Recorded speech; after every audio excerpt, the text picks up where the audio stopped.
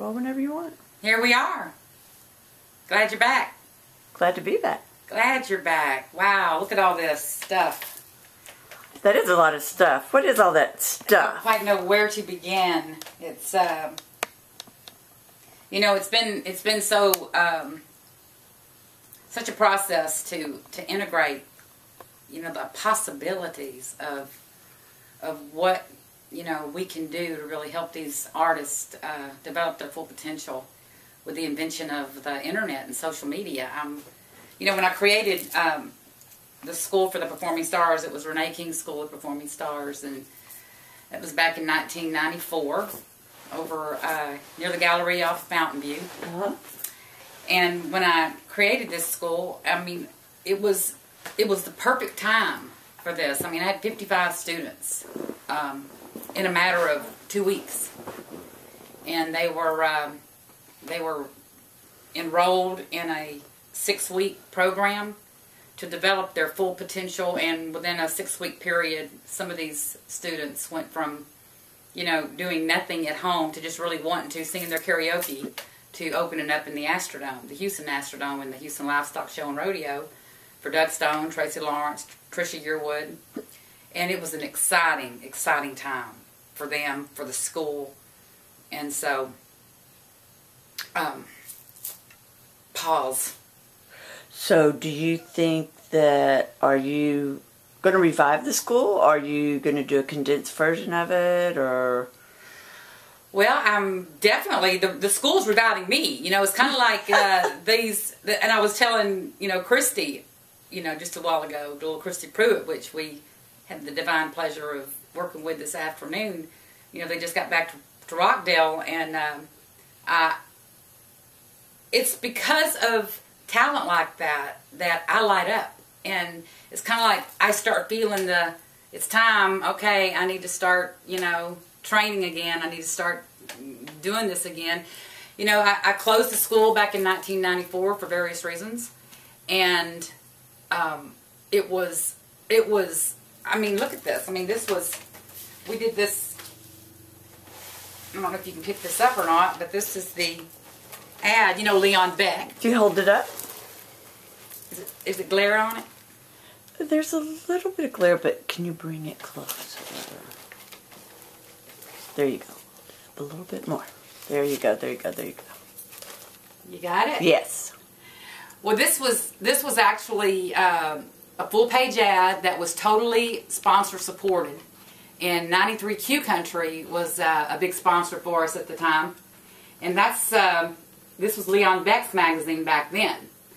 And we all know Leon Beck, our wonderful Leon Beck. And there's a nickname associated with Leon. There is, actually, the incredible, edible, unforgettable Leon Beck. Anyway, I've known him since the Gillies days, back when I was doing the talent shows out there, and met Leon then, and he's been a big part of my career all through, you know, to today. Thank you, Leon. Thank you, Leon. But these students all opened up, they all played at the Houston Livestock Show and Rodeo. Not all of them opened up in the Astrodome, but we did a lot out in the livestock show with the Ray Carmack Carnival. And so, anyway, we've gone, you know, the school had the opportunity to, we got all kind of advertisement with 93Q Country. We were on the radio, and it was obvious it was something that was really vital and needed. But I don't think I was totally prepared. I wasn't prepared at that time, well, I know I wasn't, for the absolute overwhelming, not only the need, but how, I mean, everything happened so fast. I had so many students so fast. I didn't plan to go in the Houston Astrodome. All these things were coming at me like a big wave. And I wasn't ready, I don't think, in my development at the time, back in 1994, to properly own it, to own that responsibility. And so, you know, I've done a lot of growth myself in the last, what is it, tell off on my age now, 18 years. Oh my God. 18 years. Yes, it's been 18 years. Jiminy Christmas. And so, you know, I kept all this for a reason. I've got the entire curriculum. It's called Become the Star You Know You Are, and it's an integrated approach to developing an artist from the ground up quickly. It's not filled with a bunch of technical, do it this way, technicalities that most real creative artists just detest. It is filled with the elements of earth, and of fire, of wind, of tornadoes, of, just really color. We use imagery. We use just imagination is fired in this class. You actually are able to, we have Play-Doh on the table, colors, pens, glitter. They'll get up, they'll do their exercises, there'll be, there's always a physical, emotional, mental, and spiritual component to each exercise, no matter what they're doing. And as soon as they get off the stage, they're back at the table doing a process, as a group. They're doing this in silence, and then they get on the stage and they actually process in front of their peers all these physical, emotional, and mental, spiritual components that they're going through while working on their selected piece. Mm-hmm. It brings out an ability to become so genuine right before your eyes. Because a lot of people, a lot of artists that are scared to death to, even get at a microphone, by the time this process is kind of developed through them, they're able to get up there, talk about their most intimate, emotional problems with their fears, their insecurities, and they're doing it on a microphone in front of a lot of people they don't know. Right. So if they can do that, you then put the microphone with them and give them that same song they were having trouble singing. Now all of a sudden, these insecurities, these fears that have been buried are unearthed. They're out there, and then magic happens. And so then after that, I might have them go down to the table and say, okay, pick up that Play-Doh. Select colors. Don't even think about it. Just pick them up. And then start creating something with your hands. Put all those emotions, all those feelings, all those fears and insecurities in that dough. Make something. I don't care what it is. And then write what it is. Tell me what it is. Physically, emotionally, mentally, spiritually. Always. They have to think from 4 different places in their body. Because as an artist, the great artists of our time, it happens without even thinking. And that's the reason I developed this course, is because I never had any voice lessons. And I've always been given the gift of being able to own the stage and really have a lot of fun, and it's projected, and it's a gift, and I'm honored to have that gift today. I'm able to receive it today. And so what I decided to do was what is it that I do? What is it? How do you teach this? How do you teach somebody to do this? And so I kicked back one afternoon for a few days in a row and processed what I do. And it came very clear to me that there was physical, emotional, mental, and spiritual components that everyone owns, but they a lot of times don't know. Like, you'll see an artist on stage, they may have a good voice, but they can't move. They're like ice on stage. They can't even hardly raise their hand without being afraid, let alone extend it. Heaven forbid they actually sing a song and extend their hands. They sing their song and they're just like stiff, but they can sing. And so part of the process is working with their physical body, using yoga, using meditation, using dance, using exercises where they walk across the stage with a tambourine, with a drum, with sticks, with something, getting that energy up out of their body. And then once they do that, they'll write it out, they'll get back on stage, they'll process it, then they'll sing their song again, and it transforms them. There's change happening, it's like frames in the camera. Change happens fast. And it's able to be integrated quickly. It's able to be integrated. It's not something that they have to take a lot of time to process because of the way the exercises are structured through the different bodies.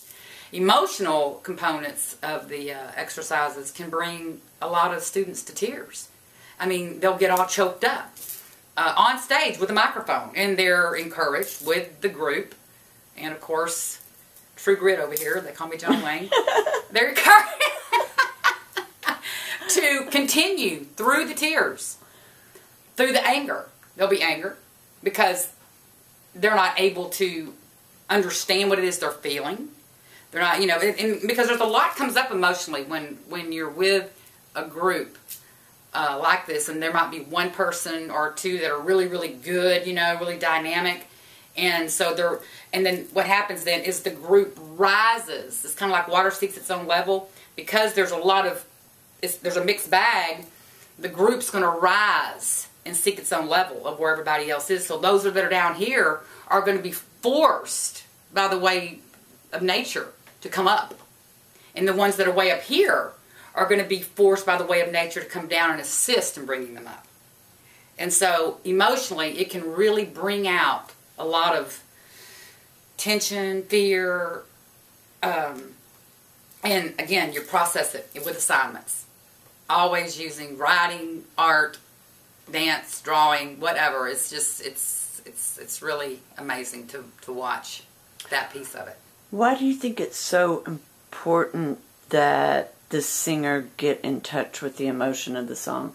If you write a song, you know what it's about. You know what it's speaking to you emotionally. But if someone sings someone else's song, like I saw in the video that you showed me earlier of some of the examples at your school, where the very young girl, the 16-year-old girl, was having a bit of difficulty getting into the emotion of a song, because it was a song from experience of love, which she obviously had not had at 16.